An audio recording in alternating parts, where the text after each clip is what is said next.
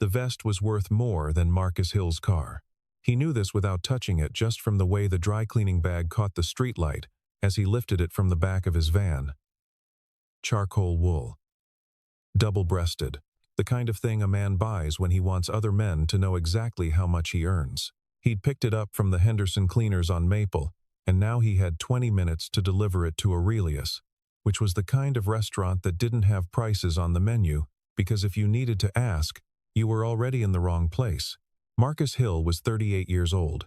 He had a 2009 Honda Odyssey with a cracked side mirror, a delivery contract with 4 different dry cleaning shops across the east side of the city, and a daughter named Lily, who had recently lost her 2 front teeth and was therefore unable to properly pronounce his name, calling him Dadu instead, which he privately considered the greatest nickname he'd ever received. He parked the van in the loading zone around the corner, because the front of Aurelius had a red awning and a doorman in a coat that probably cost more than Marcus's monthly rent, and he didn't want to make that man's evening difficult. Marcus was considerate that way. Always had been. Eleanor used to say he was the only person she'd ever met who thought about the inconvenience he might cause someone before he caused it, which she meant as a compliment, and which he took as one. He checked his phone. One message from Lily. A photo of the drawing she'd done at her after-school program. A stick figure family, 1 tall one, 1 small one, and between them, a dog they didn't have but she kept lobbying for. She'd labeled the tall one Dadu in wobbly crayon letters. Underneath the drawing she had added, in her best handwriting, "This is us, but with a dog." Think about it. He had, in fact, been thinking about it. The dog was hypothetical for now, but it was gaining ground. He looked at the drawing for 3 seconds longer than he needed to, then tucked the phone into his jacket pocket and picked up the vest. The evening had already been long. He'd started at 6 that morning with a pickup from a woman on the north side who needed 3 garments cleaned by Friday for a family event she'd mentioned 3 times in 10 minutes, each time with a slightly different degree of urgency. Then a maintenance call in the afternoon, a stuck drain valve in a basement apartment, 45 minutes of work followed by 2 more pickups and a delivery, and now this. The Aurelius run. Last job of the day. He didn't complain about the hours. He'd built the schedule to fit around Lily's school drop-off at 8, pick-up by 4, after-school program on Tuesdays and Thursdays, when the maintenance calls ran long. It was architecture, not circumstance. He'd designed it deliberately, the way he designed everything important, around the thing that mattered most. Some of his friends from before Eleanor got sick had moved into better-paying work over the years, up through management, or into trades, with more equipment and more overhead and more income. They checked in occasionally, asked how he was holding up, made references to moving on and building something bigger. He appreciated the calls. He also knew that what he had the schedule, the routes, the specific shape of a life organized around a small girl who drew stick figures and named hypothetical dogs was not a consolation. It was the actual thing. The thing he'd chosen. The doorman at Aurelius held the door without comment, though his eyes ran down Marcus's frame, the clean but faded jeans, the sensible work boots, the zip-up fleece with the small fraying at the left cuff, with the practiced indifference of a man trained to assess and categorize. Marcus smiled. He got that a lot. The assessment, the categorization. He'd stopped being bothered by it somewhere around the time his wife Eleanor was diagnosed, when he learned that the only opinion of himself that mattered was the one he carried internally. Eleanor had been gone for 4 years. Pancreatic cancer, fast and unkind. She'd made him promise, near the end, not to disappear into grief. He'd mostly kept that promise, though there were still Tuesday mornings when Lily was at school and the apartment was too quiet, and he sat at the kitchen table with his coffee going cold and thought about how Eleanor used to hum while she cooked, always slightly, off-key, always completely unapologetic about it. He found the restaurant manager near the host stand, a slim man with reading glasses pushed up on his forehead, and confirmed the delivery. 3 minutes. In and out. That was the plan. The plan did not survive contact with the hostess. She was young, a little flustered, managing a Friday evening at full capacity. She barely glanced up when Marcus approached. "Mr. Carter's guest?" she said. "Right this way." "No, I'm just dropping off a—" "Right this way, sir." She was already moving, weaving through tables draped in white linen, past low-burning candles and the murmur of expensive conversation. Marcus followed, because sometimes it was easier to follow and correct than to correct and argue, and also because the alternative was standing in the middle of Aurelius, holding a dry-cleaning bag like a man who had lost both his purpose and his dignity. He would correct it at the table. Simple enough. He did not get the chance. The woman sitting alone at table 14 did not look like someone who needed company. She sat with the particular stillness of a person who had taught herself to take up exactly the amount of space she intended and not 1 inch more. Her dress was the color of deep water. Her hair was pulled back with a precision that suggested either a very good stylist or a very exacting personal standard. She had a glass of sparkling water in front of her, and she was looking at it the way people look at things when they are not actually seeing them, when they are somewhere else entirely, somewhere not quite as pleasant as a table at Aurelius on a Friday night. The hostess deposited Marcus into the chair across from her with a murmured, "Your guest has arrived," and vanished before he could speak. The woman looked up, her eyes dark, sharp, and currently expressing approximately 3 distinct varieties of skepticism, moved over him the way the doorman's had, but more slowly, more thoroughly. She was taking inventory. "You're not Preston," she said. "No," Marcus agreed. "I'm Marcus. I deliver dry cleaning. I'm very sorry about this." He held up the garment bag as evidence of his actual purpose. She looked at it. Then, at him. Something shifted in her expression, not warmth, exactly, but a narrowing of the particular coldness. Like a door that had been locked 3 different ways and had just lost one of its locks. "The hostess grabbed me on the way in," Marcus continued. "I was just delivering." He held up the bag again. "This. To someone. I don't know who. I was going to leave." "Then why are you still sitting?" "Because you're looking at me like you might actually want me to explain myself before I do." A pause. Long enough to be uncomfortable. Not quite long enough for him to stand. "Preston," she said, "is 45 minutes late. My mother arranged this. Preston is my mother's idea of a suitable match, which means he is wealthy, well-connected, and almost certainly the most boring man in the greater metropolitan area." She picked up her sparkling water. "Sit down. I really should. Sit down, Marcus, who delivers dry cleaning. You're making the room look unbalanced." He sat down. Her name, she told him after a moment, was Evelyn Carter. She said it the way people say a name, when they're used to it, landing like a stone in still water, watching for the ripple, the recognition, the recalibration. Marcus's face did nothing of the sort, because he genuinely did not know who Evelyn Carter was. And her expression, for just a fraction of a second, did something he suspected it rarely did. It looked surprised. "Carter Tech," she said, watching him.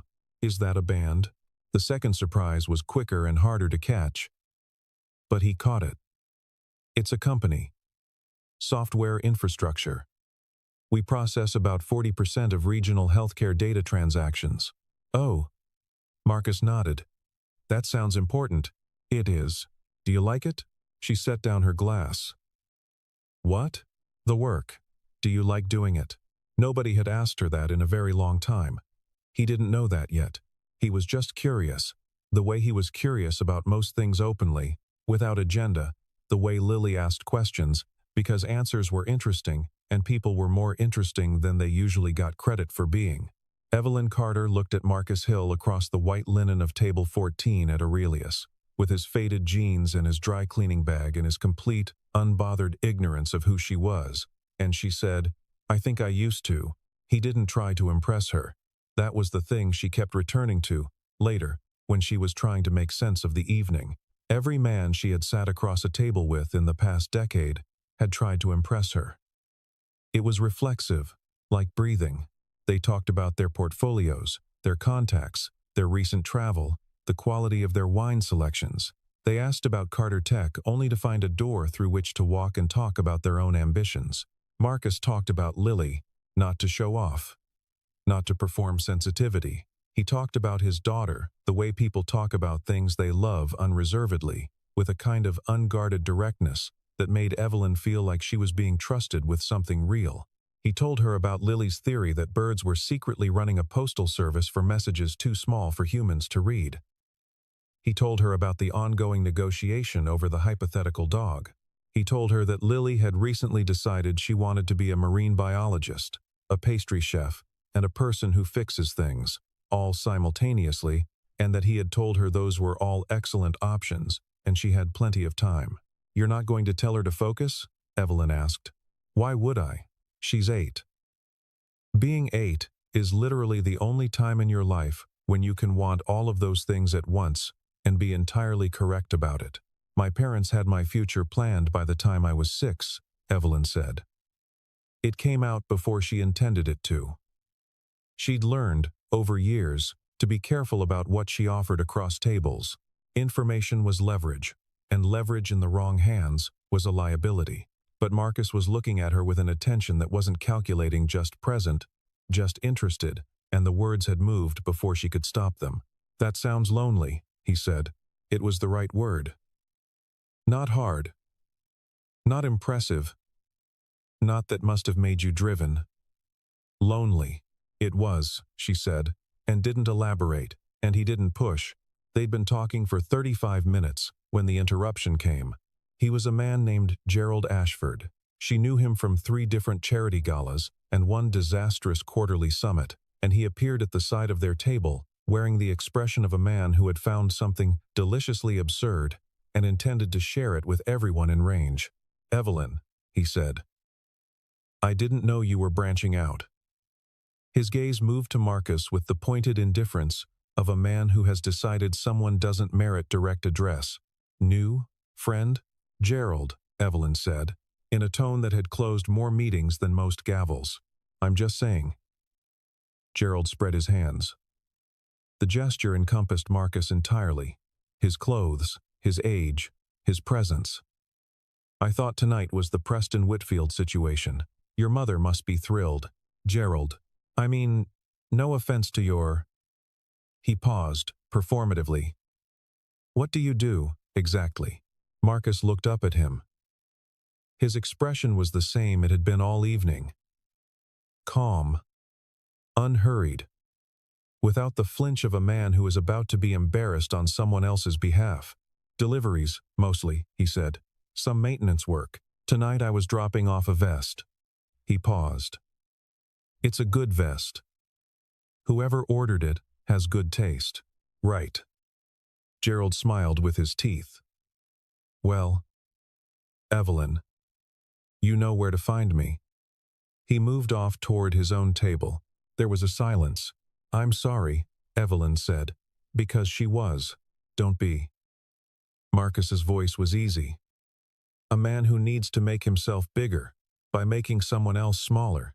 That's not about me. That's about him. I learned a long time ago not to take on other people's insecurity as my own problem." She looked at him for a moment. "Where did you learn that? Honestly?" He smiled. "My wife. She was much smarter than me about most things." The use of the past tense was quiet, and he didn't explain it. But she understood, and she found, unexpectedly, that she didn't know what to say, not because she lacked words, but because the words she had felt insufficient, and insufficiency was not something Evelyn Carter was comfortable offering. "She sounds like she was remarkable," she said finally. "She was off-key when she hummed," he said. "Every single song, slightly wrong. I loved it more than I can tell you." The restaurant manager's name was Thomas, and he had worked at Aurelius for 11 years, and knew exactly what the room expected of him. He appeared at their table at 7:43, with the particular expression of a man carrying out a task he found distasteful, but professionally necessary. "Miss Carter," he said, with the slight bow that her status warranted. Then to Marcus, "Sir, I'm afraid there's been a misunderstanding. Our records indicate you're—" He paused, producing the word carefully. "Like something that needed handling a service provider. I'm going to have to ask you to exit through the service entrance." The room had gone quiet around them in the specific way that rooms go quiet when something is happening that everyone wants to watch but nobody wants to admit they're watching. Marcus put his hands flat on the table. He didn't stand yet. He looked at Thomas with an expression so devoid of drama that Thomas, who had been braced for a scene, visibly recalibrated. "I understand," Marcus said. "You're just doing your job. I'll go." Marcus Evelyn's voice was sharper than she'd intended. "It's all right. It is not, Evelyn." He said her name the way no one said it, not Carter, not Miss Carter. Not the way people said it when they wanted something from it. Just her name, like it was enough. "It's all right." He pushed back his chair. His phone rang. The ringtone was something that sounded like a children's cartoon theme, cheerful and slightly chaotic, and it was so completely wrong for the atmosphere of Aurelius that several nearby tables turned. Marcus glanced at the screen, and something softened in his face immediately. Completely. The way a house that has been holding its breath finally exhales. He answered it. "Hey, baby girl." The small voice that came through was audible even across the table. "Dedu. Are you really on a date?" Tyler from downstairs said he saw the van parked near the fancy restaurant. "Are you on a date?" "I'm at work," Marcus said, his voice entirely gentle, the composure of the last 10 minutes suddenly irrelevant. "I was delivering something, but Tyler said Tyler should mind his own business." A pause. "Did you eat?" Mrs. Patterson made the macaroni. "Dadu." The voice dropped to a conspiratorial whisper. "Is she pretty?" Marcus looked up. Evelyn Carter was watching him with an expression she probably didn't know she was wearing unguarded. Something close to undone. "Yeah," he said quietly. "She's pretty, baby. I knew it. I knew it. I knew it. Go to sleep. I'll be home by 9. He listened for a moment. "I love you too. Go." He hung up. The room, which had been audience to all of this, was not quiet anymore. There was a low murmur, and some of it was not unkind. Thomas was still standing there, recalculating. Evelyn stood up. "Thomas," she said, in her boardroom voice.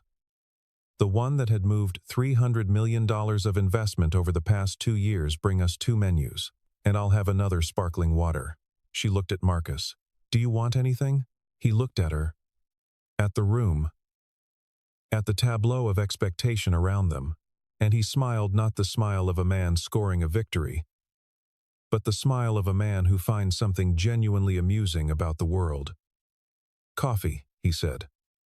"Black, thank you." She sat back down. He sat back down. Thomas went to get the menus.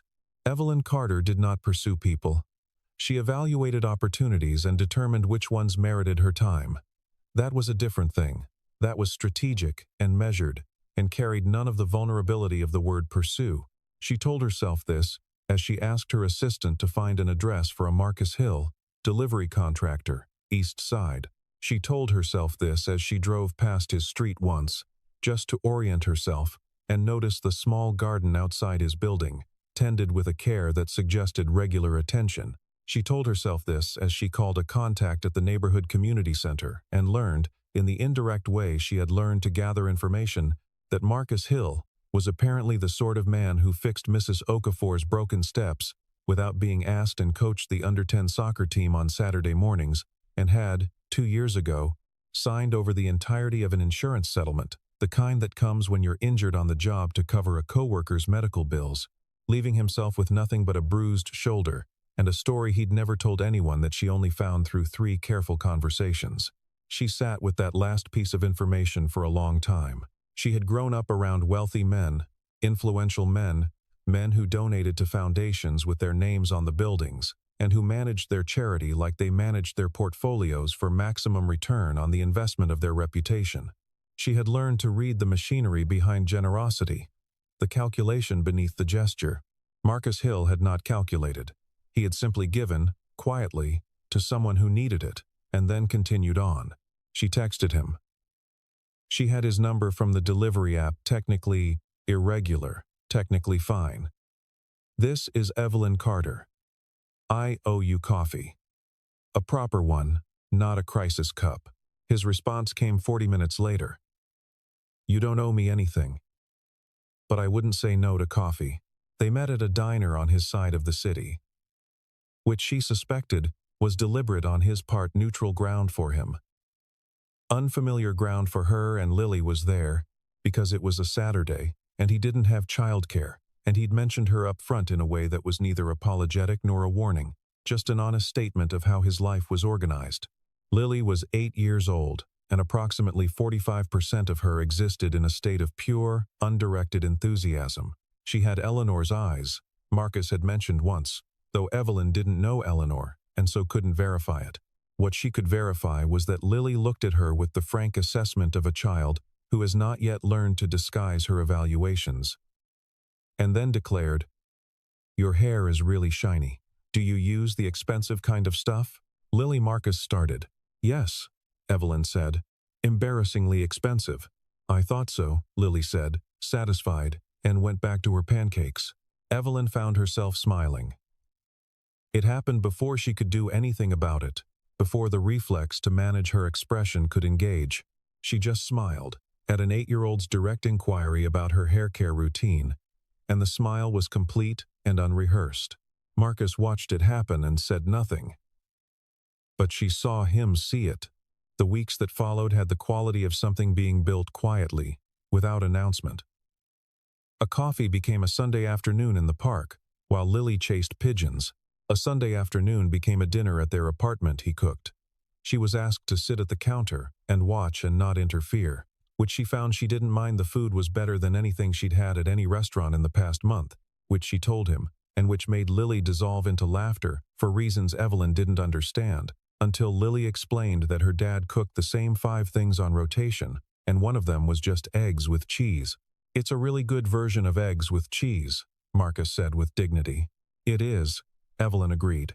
She drove home each of those evenings in the silence of her car, and sat in the parking structure for a few minutes before going inside, because inside was her apartment, which was large and beautiful and contained absolutely no one. And the comparison had begun to acquire weight.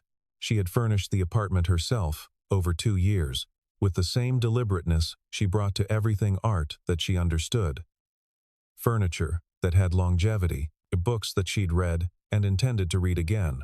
She'd been proud of it, once. This space she'd made entirely according to her own standards. It had felt like evidence, like a proof of concept. Now it just felt like a room that didn't know it was empty. She called her mother once, on a Wednesday night when the silence was particularly loud, and her mother said, "Tell me about him," in the careful voice she used when she wanted information she had no right to demand. And Evelyn told her 3 things: that he was honest, that he was kind to his daughter in a way that was completely unperformed, and that he had no idea who she was for approximately 20 minutes, and that those had been the best 20 minutes of any conversation she'd had in recent memory. Her mother was quiet for a moment and then said, "Hold on to that." "Hold on to what?" "The 20 minutes.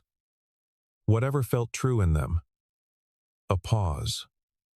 "I didn't." She hung up and sat in the kitchen for a while, thinking about what her mother had meant. She thought she understood. She thought she'd spent the better part of a decade protecting herself so efficiently that she'd inadvertently also protected herself from this, from the particular risk of a Tuesday evening in a small apartment, eating eggs with cheese and being specifically, happy. The photograph appeared on a Wednesday morning. She saw it before her assistant mentioned it, which meant it had moved fast. A street photo, slightly blurred, taken from across the road. Evelyn in her regular clothes, not the boardroom version of herself, the human one standing outside Marcus's building, laughing at something he'd said. He was mid-gesture. She looked like someone she barely recognized. The headline was the kind that didn't need to be clever because the image did the work. Carter Tech CEO's new delivery man companion strategic move or momentary lapse.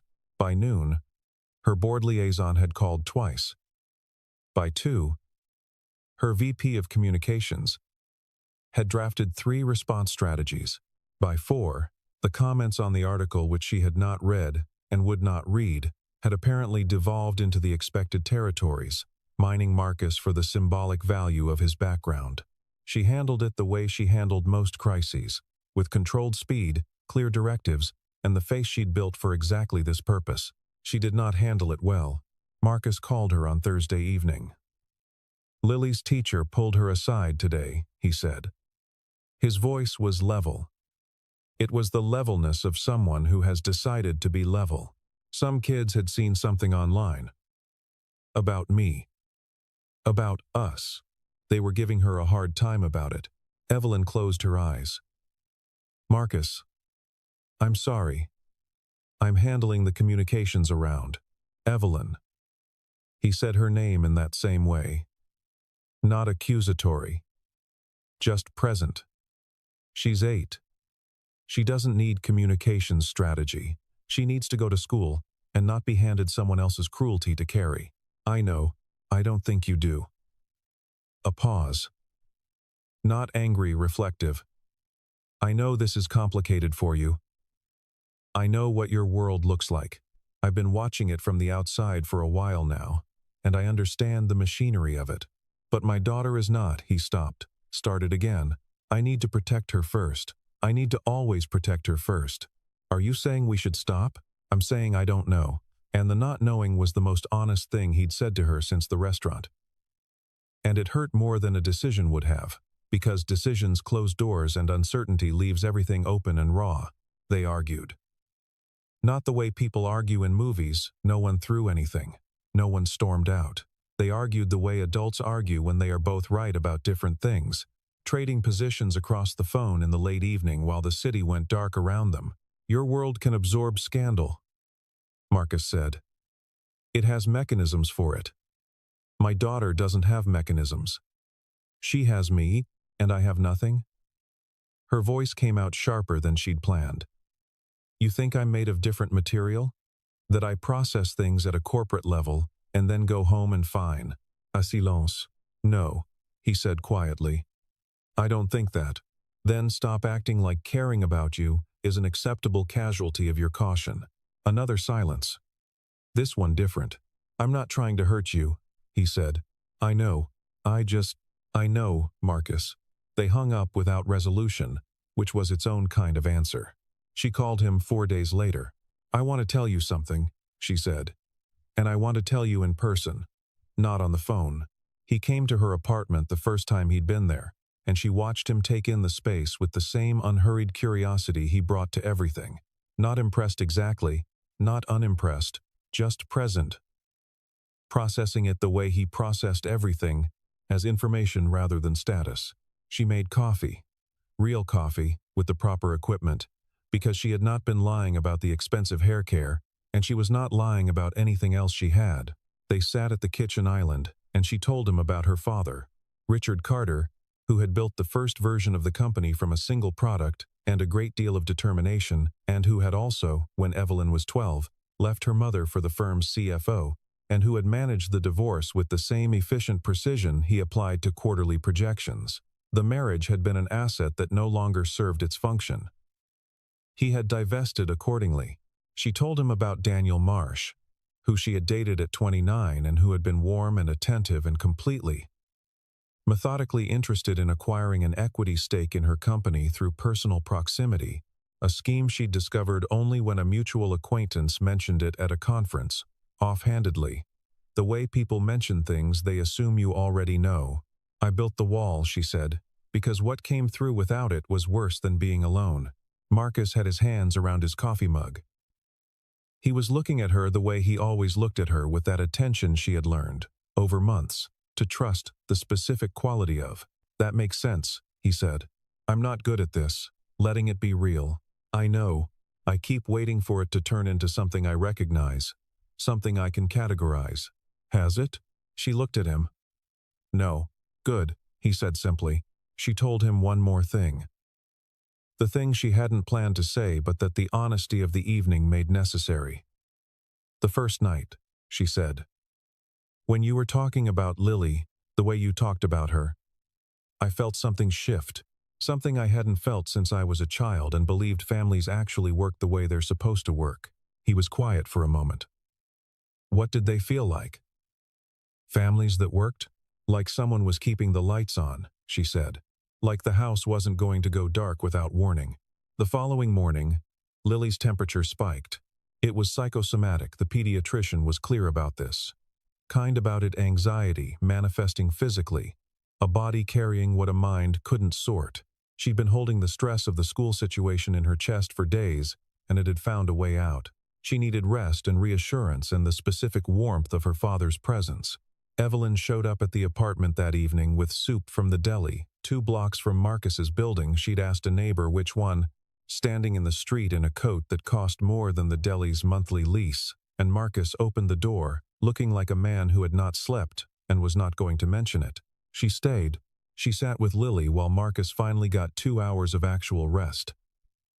And she read to her from the stack of library books on the nightstand. And when Lily fell asleep, Evelyn sat in the narrow chair beside the bed and thought about all the walls she had built and all the rooms they had kept her out of. She fell asleep in the chair. When she woke, Marcus was standing in the doorway, watching her with an expression she had no category for. And she understood.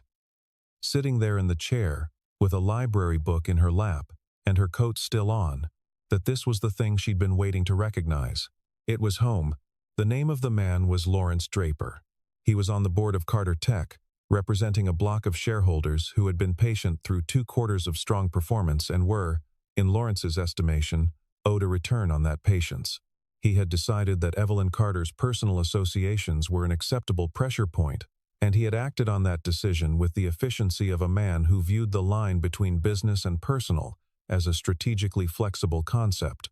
Marcus found out through a friend who worked at a media agency, a friend who had called him on a Saturday morning and said, simply, "Someone paid for those photographs. I don't know who, but the money came through a PR firm downtown, and the brief was specific." He sat with this information for 2 days. He talked to no one about it. He drove his routes, picked up his daughter, cooked his 5 things on rotation, and thought. On the 3rd day, he called Evelyn's assistant, not Evelyn, the assistant, and asked when the next board meeting was scheduled. The assistant told him, with some uncertainty. He showed up. The conference room on the 14th floor of Carter Tech's main building was everything Marcus had imagined.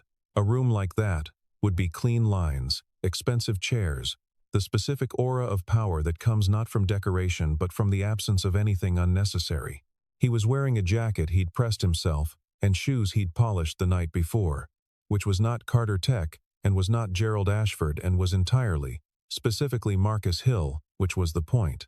The room went very quiet when he walked in. Evelyn, at the head of the table, looked at him with an expression that moved through surprise and something else and landed on the 3rd thing, which he hoped she could see he'd intended. Lawrence Draper, 4th chair from the left, said, "This is a closed session."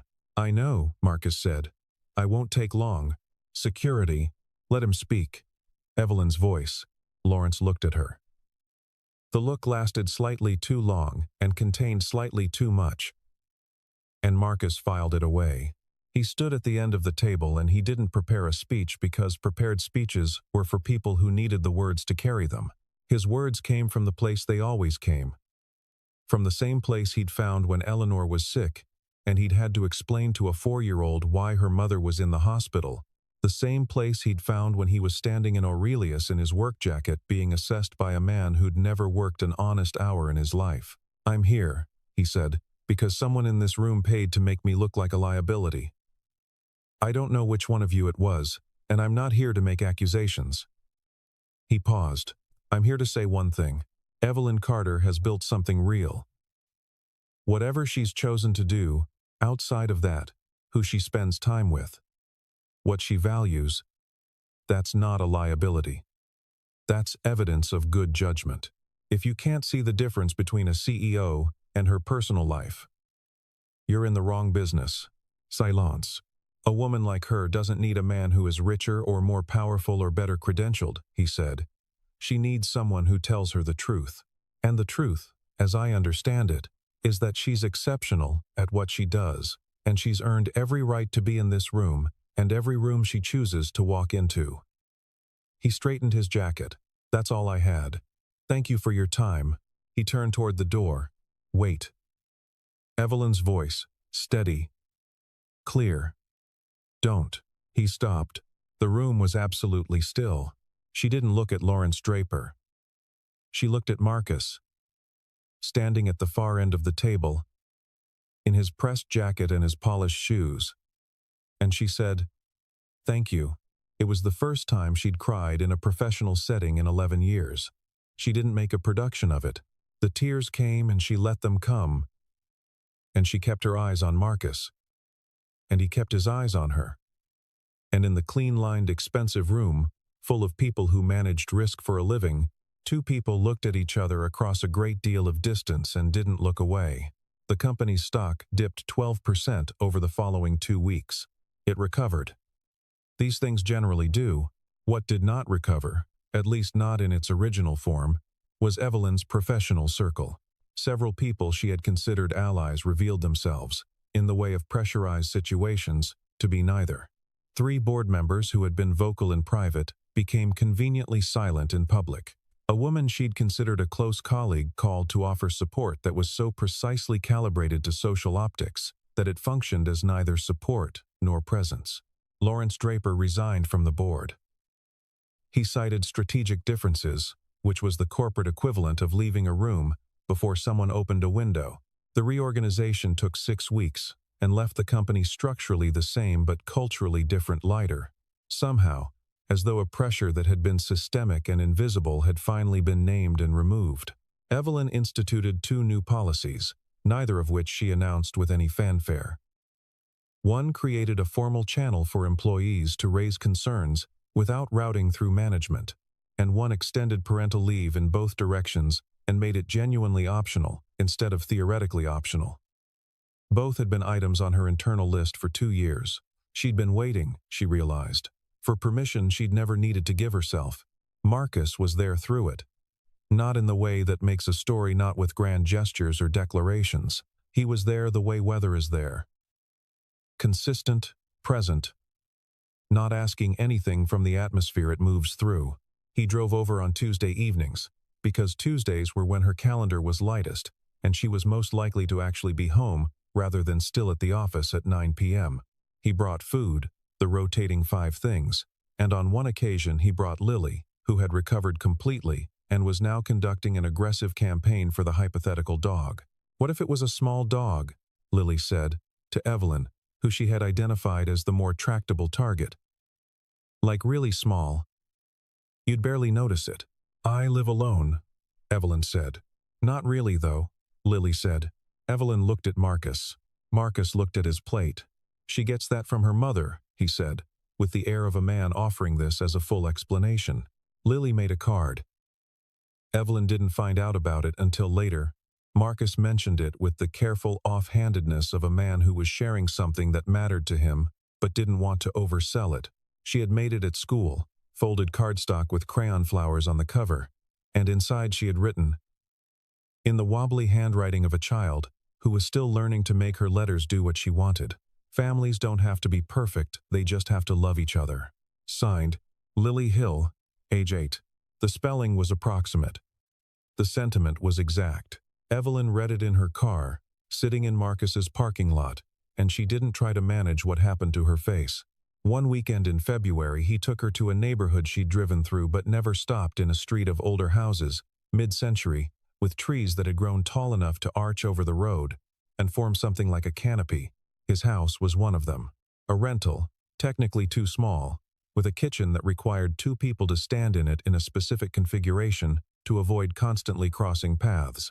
He made dinner, a real one, not eggs with cheese, something slow that he'd started that afternoon, and that had filled the apartment with a smell that she stood in the doorway breathing for a moment before she could speak. Lily had set the table with the particular care of a child, trying very hard to do something correctly. After dinner, they sat on the front steps, because it was not too cold, and the street was quiet, and someone 3 houses down had lights on in a front window that made warm yellow rectangles on the dark pavement. I don't miss it, Evelyn said. Miss what? The version of evenings I used to have. The functions, the dinners. She looked at the yellow rectangles on the pavement. I used to think evenings like this were what you had before you'd built anything, that they were where you started, and then you moved forward. Where'd you move forward to? She looked at him. Here, she said. As it turns out, he put his hand on hers. It was a simple gesture, unhurried, without ceremony. She turned her hand over and held his. They sat on the steps while the street breathed around them, and Lily's voice drifted through the screen door. She was talking to herself. Or to an imaginary dog, or possibly to the universe at large, and the lights in the window across the road stayed on, and the trees were very still in the February air. A year to the day. Marcus knew the date without checking it. Lily had reminded him every morning for the preceding 2 weeks in case he forgot, which she clearly considered a genuine possibility. He had never once forgotten, but he appreciated the coverage. The reservation was for 7:30. He'd made it himself, which had involved a phone call he'd rehearsed more carefully than he'd admitted to anyone, and which had been received by the same hostess, not exactly a different one, but the type with the same brief, appraising look that Aurelia seemed to issue to its staff as standard equipment. He wore a jacket, a good one. He'd bought it 3 months ago, not because the old one was insufficient, but because Lily had pointed at it in a window and said that one looks like you mean it. Dadu, which he'd taken as a sound aesthetic judgment. Lily was there too, because of course she was, dressed in the precise outfit she had selected and revised 4 times over the preceding week. She had a small purse. She had opinions about the menu. She had, tucked carefully in the small purse, the ring box Marcus had entrusted to her at 3 that afternoon, with the solemnity of a man committing something important to a small but extremely capable operative. Do not lose that, he had said. Dadu, she had said, with the patience of someone explaining something obvious. I know. Evelyn arrived at 7:29. She walked in from the street, and she was not the same woman who had sat alone at table 14 a year ago. Not the posture, not the expression, not the specific quality of stillness she'd worn like armor against the world she'd built for herself. She walked in the way someone walks when they are moving towards something rather than sitting with their back protected, and when she saw Marcus and Lily at the table, she did something so natural and unrehearsed that the hostess who was escorting her actually paused. She smiled, the full version. The one that changed her face entirely. Lily waved. She waved back. The dinner was good. The dinner was beside the point. Lily held court on the subject of marine biology. On the latest developments in the hypothetical dog situation. She had named the hypothetical dog Winston, which she considered settled, and on the opinion she had formed about the breadbasket, which was that it was excellent, and that the restaurant should be commended. Marcus watched Evelyn listen to his daughter. He watched the quality of her attention present, amused, genuine, and thought about a woman who had told him once that she'd built walls because what came through without them was worse than being alone. He thought about the evening she'd fallen asleep in the chair by Lily's bed, with a library book in her lap. He thought about all the Tuesday evenings and the front steps and the February dark and the yellow lights in the window across the road. He thought, here is something I did not plan for and would not trade for anything I could have planned. After dessert, Lily's dessert, Evelyn had stolen approximately half of it. With Lily's enthusiastic authorization, Marcus reached across the table and took Evelyn's hand. She looked at him. Hey, he said. Hey, she said. Lily was vibrating at a frequency only slightly below visible. He held out his other hand toward Lily. She put the ring box in his palm, with the care of a surgeon passing an instrument. He did not look at it. He looked at Evelyn. I walked into the wrong restaurant on the wrong errand and sat at the wrong table, he said. And I cannot think of a single thing in my life I am more grateful for. He paused. That's the short version. I have a longer one if you want it. The short version is enough, she said. Will you? Yes, she said, before the sentence was complete. Lily said yes, loud enough that the 2 tables nearest them applauded. Because some things don't require context. He put the ring on her finger. She looked at it. She looked at him. She looked at Lily, who was doing a small seated dance of triumph that involved considerable arm motion. I knew, Lily said, with the satisfaction of someone whose theory has been confirmed by experimental evidence. I knew from the beginning. From the beginning? Evelyn said. When you told me your hair stuff was embarrassingly expensive, Lily nodded firmly. Honest people are the ones worth keeping. Marcus pressed his mouth together. Evelyn made a sound that was entirely undignified for a CEO of her standing. They stayed for another hour. They talked about nothing in particular, Winston's hypothetical breed, the company's new initiative she was quietly proud of, a maintenance job Marcus had completed that week for an elderly woman on his route who'd paid him in homemade jam. The restaurant moved around them, other tables filling and emptying, the candles burning low.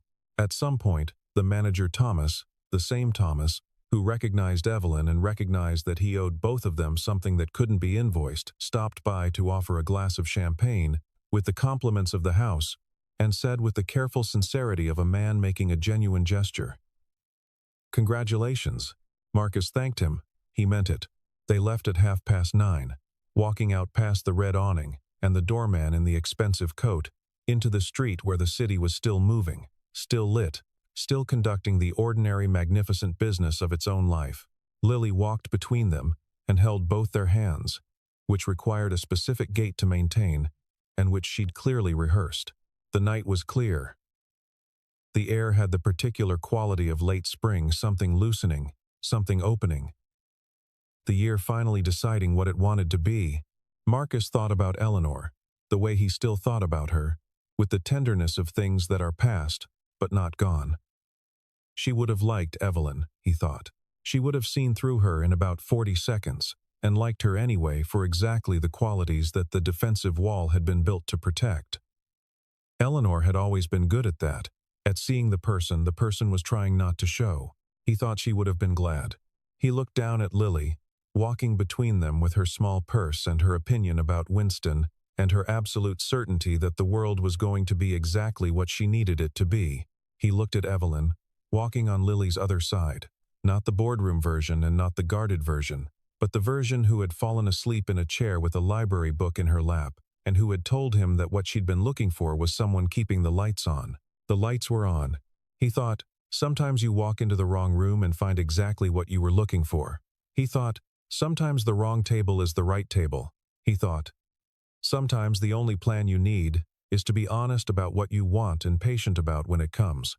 They turned the corner onto the street where he'd parked, and the city closed around them, warm and large, and entirely indifferent to the small specific miracle of three people walking home together. Lily swung their hands. "Winston," she said, to no one in particular. "Not yet," Evelyn and Marcus said, simultaneously, and then looked at each other and laughed. Some appointments are accidents. Some accidents are appointments. The trick, it turns out, is knowing which is which, and having the patience to sit down and find out.